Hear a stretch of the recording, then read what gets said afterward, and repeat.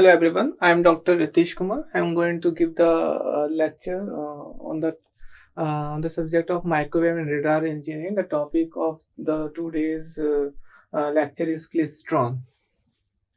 So first we need to understand what is the Klystron and why we use the Klystron in a microwaves at microwave frequency. So there are some certain limitations over the conventional devices at microwave frequencies, such as at high frequency, several factors of conventional tubes combine to rapidly decrease the tube efficiency. Right. So some limitations at higher frequency, if we correlate the thing at low frequency to the higher frequency, so once we move towards the higher frequency, some effects comes into the picture, such as capacitive effect, inductive effects comes into the picture. These effects, also known as stray capacitance, wire capacitance, we can say at higher frequency. Once it comes into the picture, all of the nature of the performance of the conventional tubes will change. So this is the certain limitations of the conventional tubes. So what should be the range beyond which we can consider the effect of all these kind of nature, such as capacitive, inductive, electron transit time, gain, bandwidth, product limitations. That frequency is start from 1 gigahertz. We can say 1000 megahertz as well. So what is the inter-electrode capacitance and lead inductance? So inter-electrode capacitance, if I correlate, see, if I draw a conventional tube. So conventional tube has some symbol that I can draw here.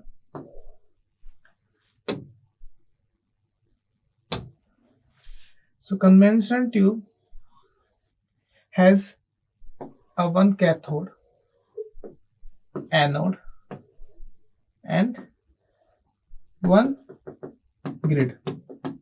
So this is cathode, and this one is anode, and this one is grid. So in a conventional tube, if you active this cathode by applying the power supply, it generates some electron, and these electrons pass through. These electrons moves in the form of electron beam, and it passes from cathode to anode, and it passes through the grid. So we can adjust the velocity of the electron with the help of grid here. So we can have the controlling over the electron beam with the help of grid here. So this is a conventional tube. When we move towards a higher frequency, so inter-electrode capacitance, such as one capacitance is generated between anode to cathode, cathode to anode to grid, grid to cathode, and anode to grid as well. So these inter-electrode capacitance, also we can write the symbol as CAG, CGK, and CAK. So to generate after generating this capacitive effect in between the electrodes, so the efficiency of this conventional microwave tubes decreases. So similarly, because this is a kind of wire, we can have conducting leads we have. So at higher frequency, this leads has already some inductive effect comes into the picture, such as this change to the inductor, right? So at higher frequency, this inductor and capacitive nature you have at higher frequency. Now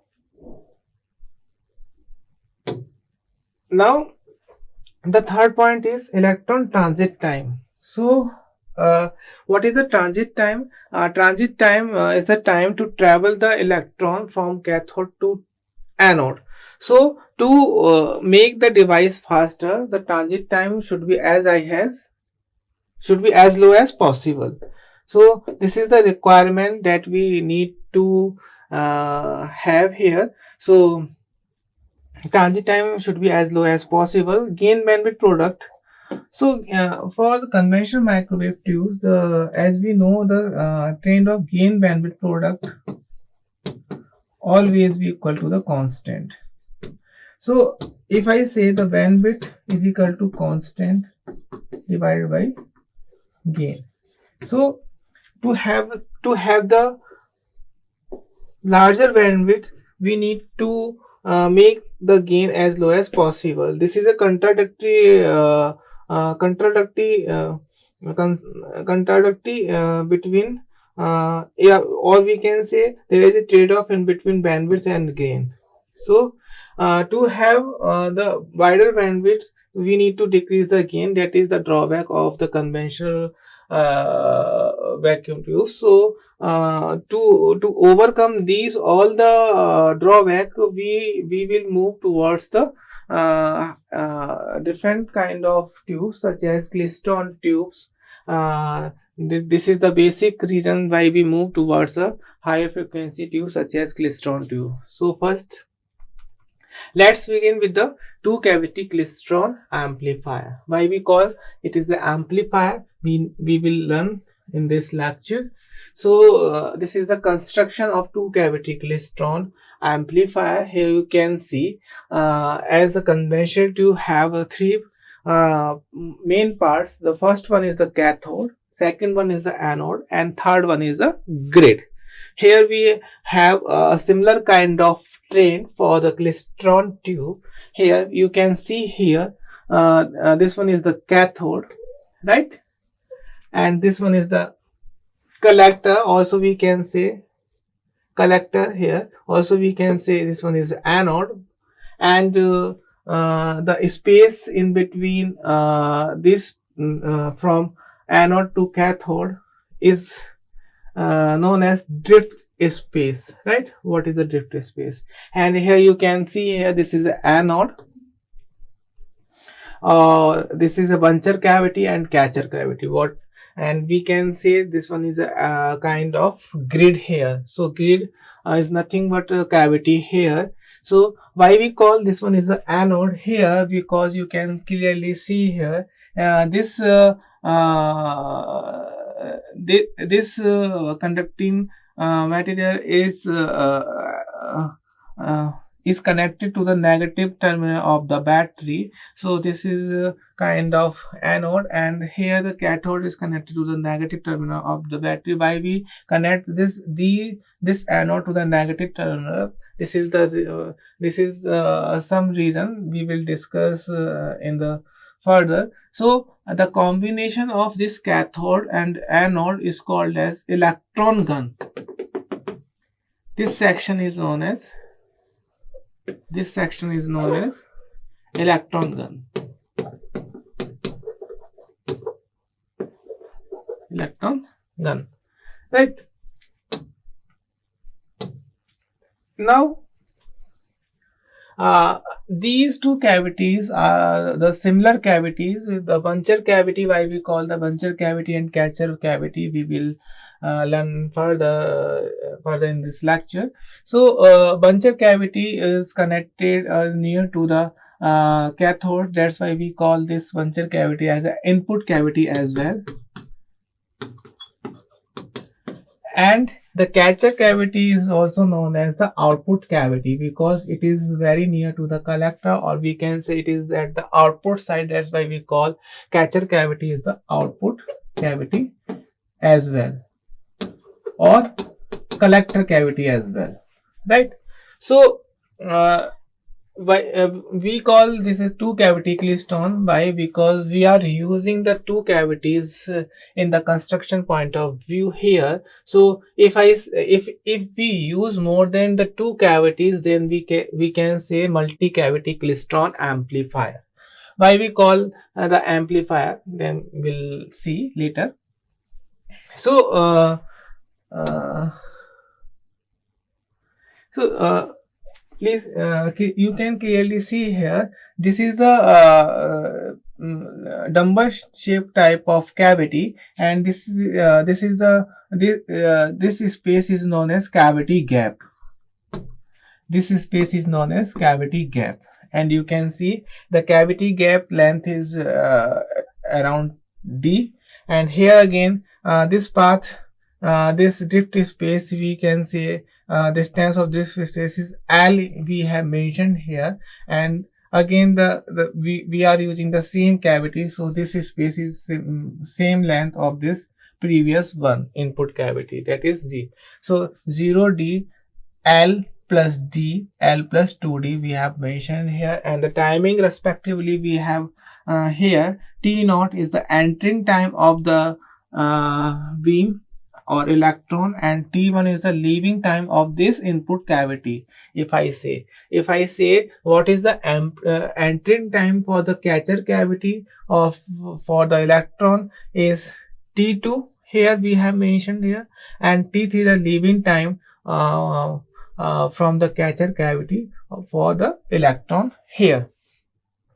So why we use negative power supply? Because whatever the electron generated from the cathode, it repels the electron and make it the focus towards the collector side. That's why we use the anode with the negative supply to make it the focusing beam towards the collector, so that scattering of the electron cannot be happened, right? So let's begin with the working phenomena of this two cavity Klystron amplifier here. So this is the cathode. As we know that when we apply the cathode with a negative supply, so it generates electron beam. So electron beam generated from the cathode, and electrons move towards the collector side with the velocity of v naught. Here you can see we have applied here RF input signal is applied over the puncture cavity, and you can clearly observe here the output RF output is taken from the catcher cavity, or we can say output cavity, right? So if you don't if there is no input signal is applied to over the input cavity, so electron the velocity of the electron does not disturb, so the electron velocity will be same throughout the path from cathode to anode if the RF input is not applied over the puncture cavity, right? If suppose the electron generated from the cathode with the velocity of b naught, if the RF input signal is applied over the puncture cavity or input cavity, so this velocity is affected by this input signal. As we know, the RF signal is kind of the, we can say, very high frequency signal here. So this is a P, or this is a magnitude of signal. This is a magnitude of signal, right? There is a positive half cycle, negative half cycle, positive half cycle, negative half cycle. So you can see here, once you apply the RF signal here, so in the positive half cycle, this velocity of the electron will increase from the reference velocity, that is v naught, right? But at the zero crossing point, you can say the applied voltage, the RF signal applied voltage is equal to 0. That means there is no input over the cavity. So at zero crossing, the velocity remains same for the electron beam which moves from cathode to collector, right? In the case of negative half cycle, the velocity of the electron decreases from the reference velocity, that is called v naught here. So you can observe here in this working phenomena that once you apply the RF input signal in the positive half cycle, the velocity of electron increases, zero crossing remains same, and negative cycle, the velocity of the electron beam will decrease. Right. So, with the help of this RF input signal, the velocity of the electron will change, and that is called as the velocity modulation phenomena. As we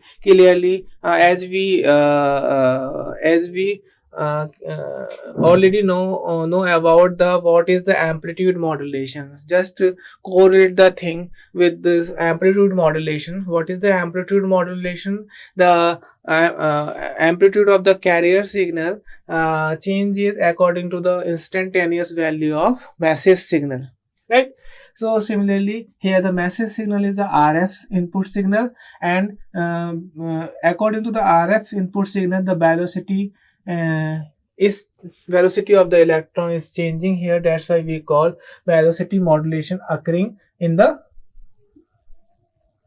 two cavity klystron amplifier. In which region velocity modulation is occurred in this construction? After passing the electron from buncher cavity, the velocity will change, and the change you can have in the drift space. So in the drift space you will have the velocity modulation.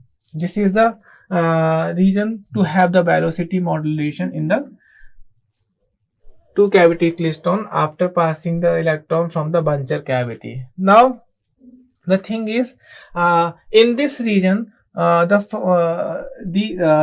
faster electron, unaffected electron, and the slower electron once together in this region somehow. So the releasing of energy will take place at the output side.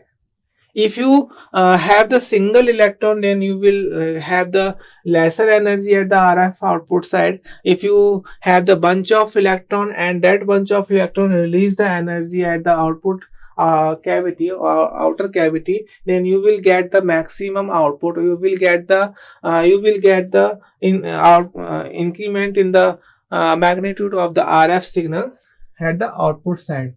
So due to the having the bunching process or bunching phenomena or velocity modulation, at last you will get the amplified output with respect to the input RF signal. That's why we call this is a kind of amplifier.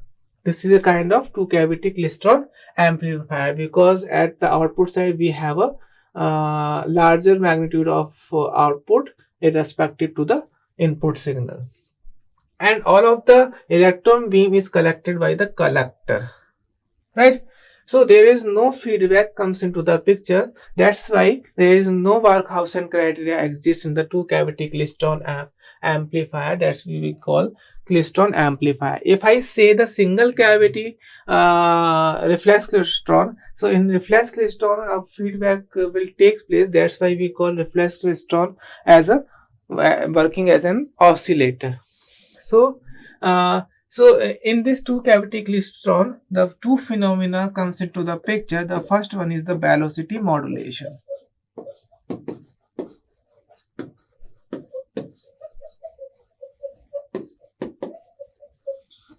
Secondly, the bunching process.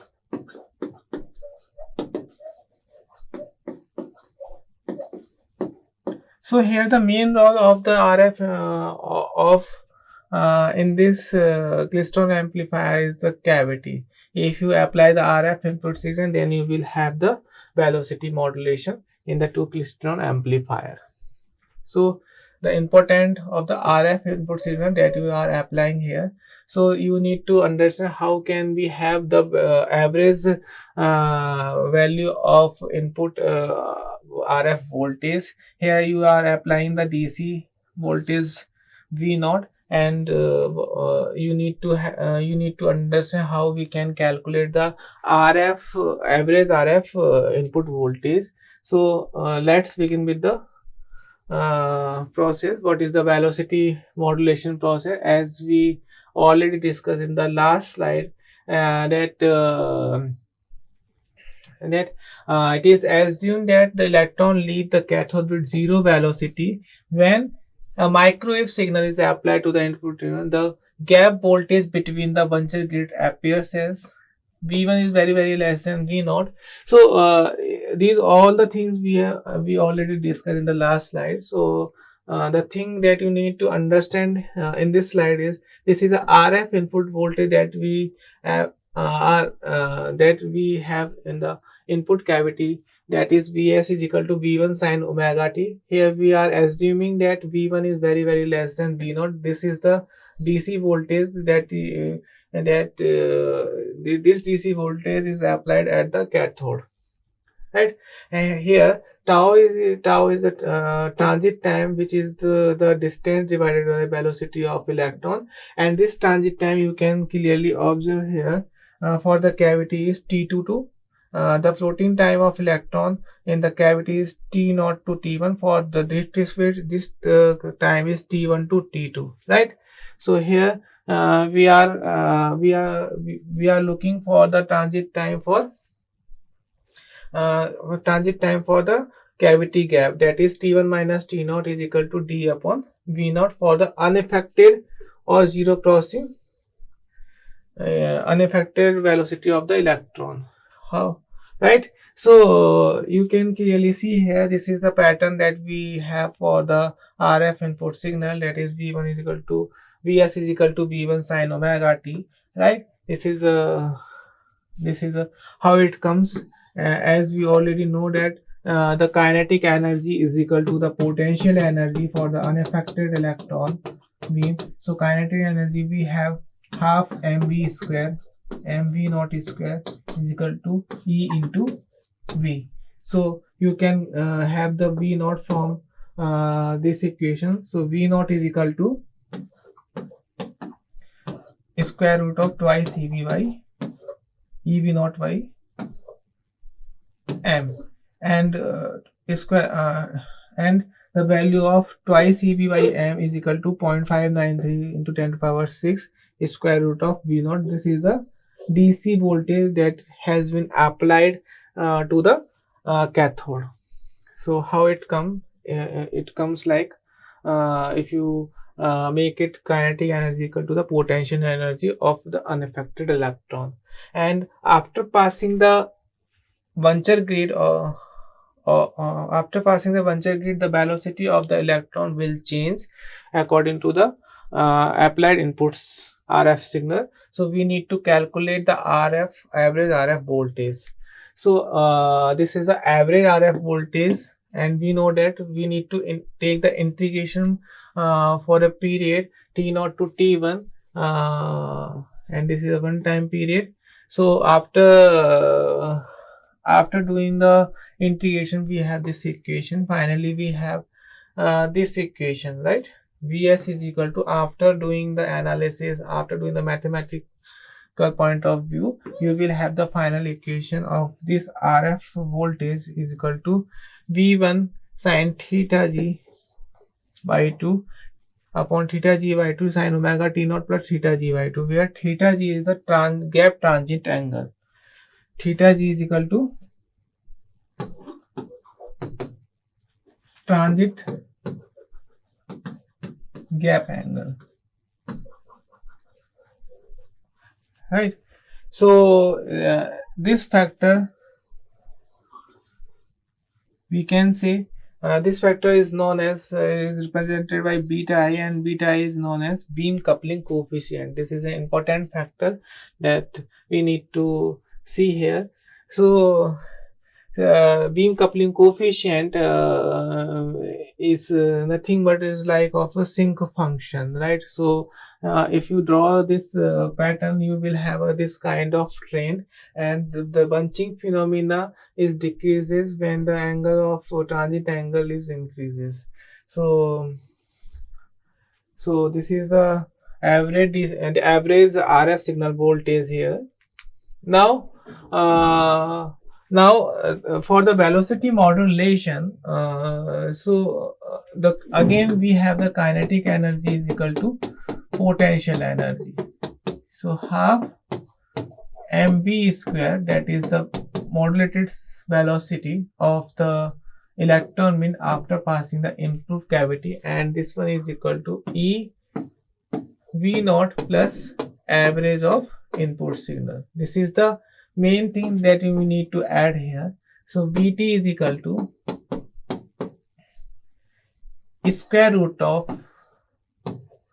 twice e v naught plus average of input RF signal upon m. So you need to put the value of Bs that we have in the last slide, this one. So you will get this equation, right? So here you can see this factor beta I upon V1 from V naught is the depth of velocity modulation. This equation is very similar, looks like a amplitude modulation, right? Very same amplitude modulation, looks like same.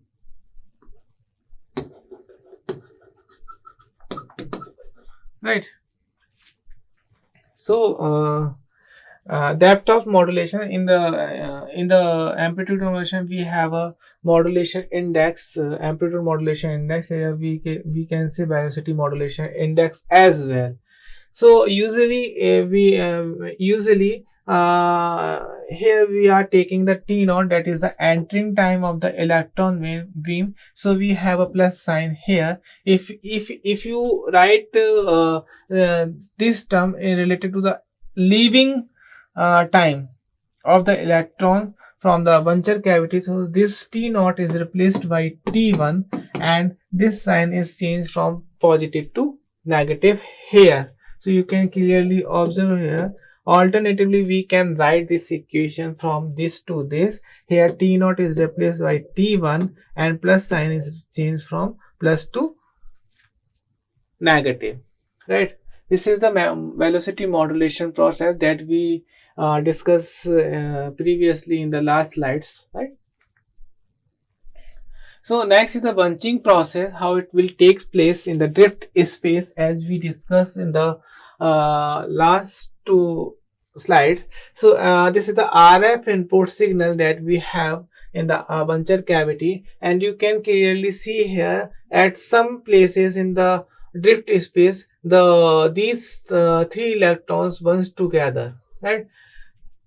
Bunch together because here the reference electron is Tv here, which is unaffected electron, because here the voltage is 0 at the 0 crossing. So this velocity remains same. At this negative half cycle, the velocity of electron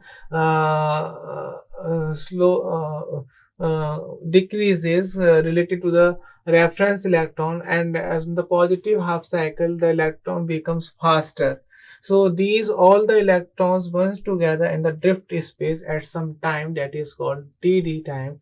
So this bunch of electrons pass through the output cavity. It releases its energy related to the higher energy related to the single electron. That's why we will have a increase in the magnitude at the RF output signal.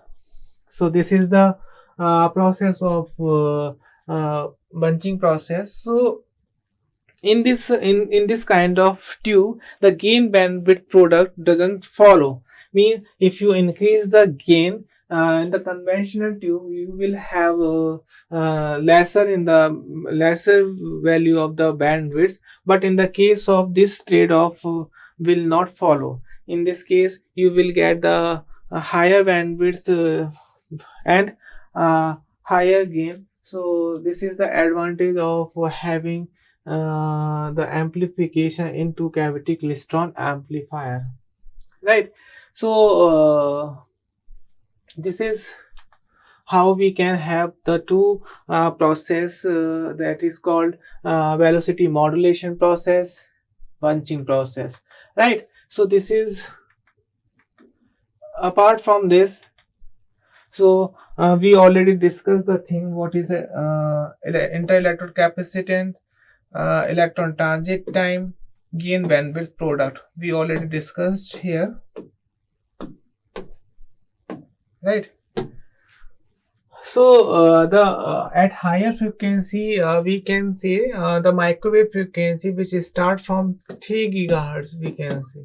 But in some books you can see this threshold limit is called 1 gigahertz. So I think what is the purpose of using two cavity Klystron amplifier over the conventional tube? It is clear to all of you. Then we will move towards the what is single cavity Klystron, that is the reflex Klystron. In that reflex Klystron, we have a repeller in place of collector. So repeller generate the feedback in the drift space. So that feedback is a kind of positive feedback, and positive feedback always generate the always act as an oscillator. So a single cavity Klystron, that is reflex Klystron, always be a Klystron oscillator. So this is the basic of reflex Klystron as well here. So I think the topic of two cavity Klystron amplifier is clear to all of you.